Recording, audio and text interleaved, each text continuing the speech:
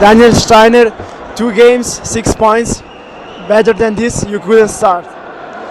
Yeah, it's a good start, especially yesterday we had a very good game in Geneva. Today maybe we were a little bit too lazy, too sloppy in our rink. We have to play better next time, but we have the 3 points at home and that's all that matters.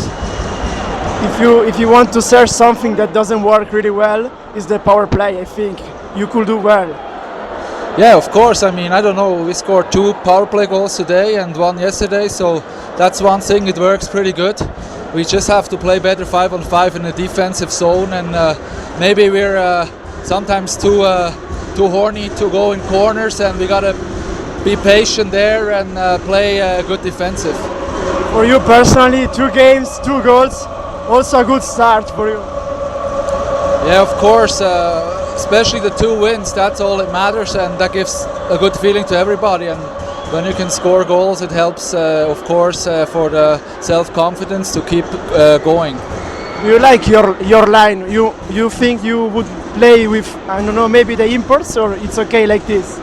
We have 2 wins, it's perfect, so why we wouldn't change something?